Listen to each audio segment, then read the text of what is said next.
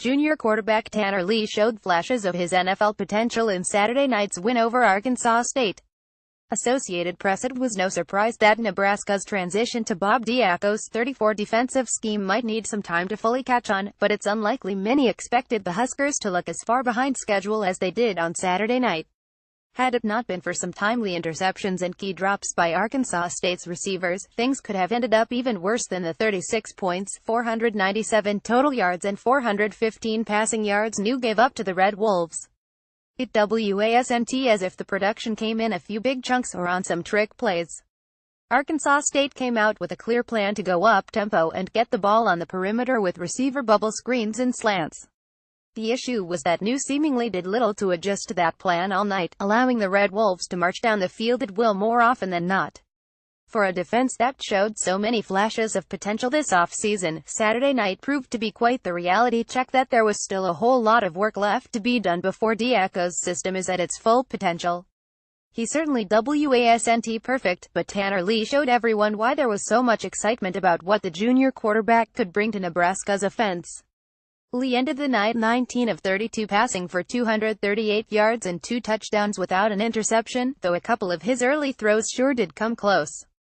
The Tulane transfer's 238 yards through the air were the third most by a Husker in his first career start, trailing only Riker 407 and Joe Gans 405.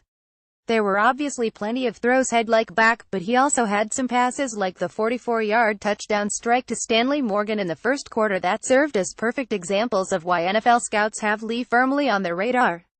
Remember when the storyline for the past 8 months was Nebraska's perceived three-man battle for the starting running back job? Well, that conversation was put to an early and abrupt end on Saturday night, as sophomore Trey Bryant showed he was the clear number one back in the rotation, and the rest of the pack really wasn't even close.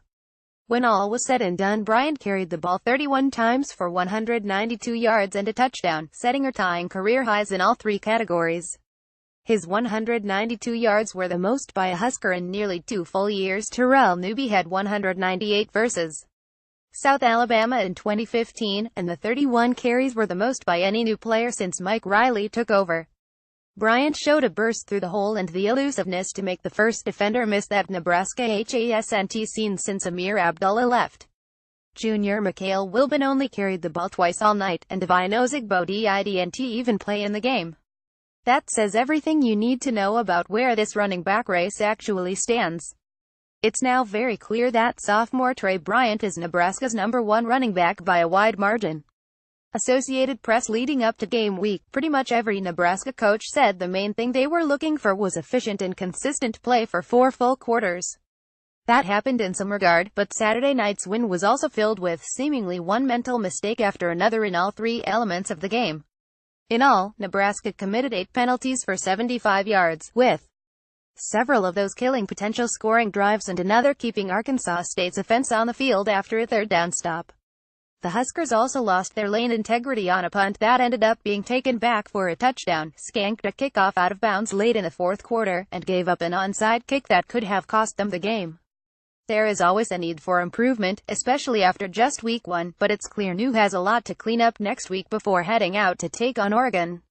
There was a lot of buzz around senior tight end Tyler Hops and how the role of the tight end could be coming back in a big way for Nebraska's offense this season.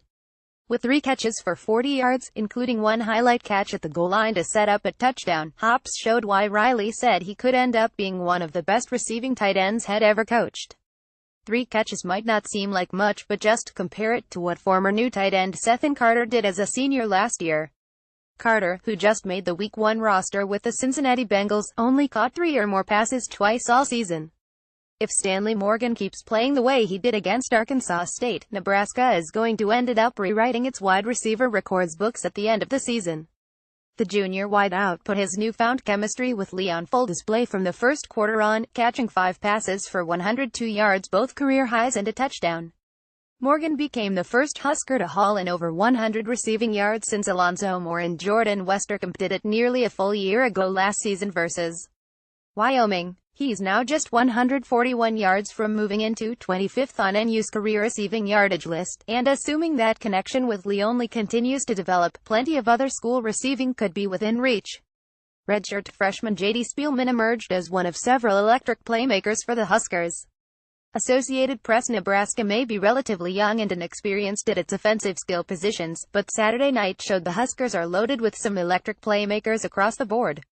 Whether it was Lee, Bryant, Morgan, Hops, DeMornay Pearsonal, J.D. Spielman, Wilbin or Tyhan Lindsey, all came up with big-time plays during the game that helped the offense set the tone right out of the gate.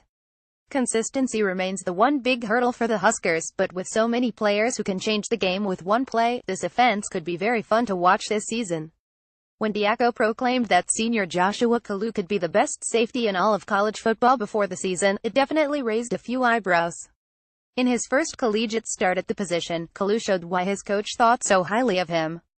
Kalu ended the night with 6 tackles, a pass breakup, and a clutch interception in the fourth quarter that helped Nebraska hold the Red Wolves off down the stretch.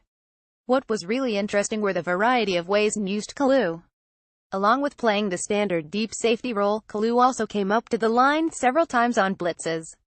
While those pressures never got home, they were effective in disrupting timing and forcing bad throws.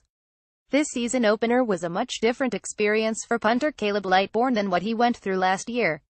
After being thrown into some of the most difficult circumstances imaginable as a true freshman. In 2016, Lightbourne showed just how much he has grown over the past year with an exceptional performance on Saturday night. The sophomore averaged 42.4 yards on 5 punts, including a 54-yarder, and pinned 3 inside the ASU 10-yard line. In fact, 2 of those were downed at the Red Wolves' 4. Nebraska's offensive line was one of the biggest concerns of all entering the offseason, as the group put out 2 of its worst performances of last season in the final 2 games. A mediocre spring didn't help matters much, but things reportedly were back heading in the right direction coming out of fall camp. While that still may be the case, the O-line showed it had plenty of work to do. They only allowed 1 sack, but the line also gave up a safety and committed 2 costly holding penalties and a false start in the game. The good news was the running game was productive to the tune of 225 yards on 5.9 yards per carry, but the unnecessary penalties and mistakes must be cut down.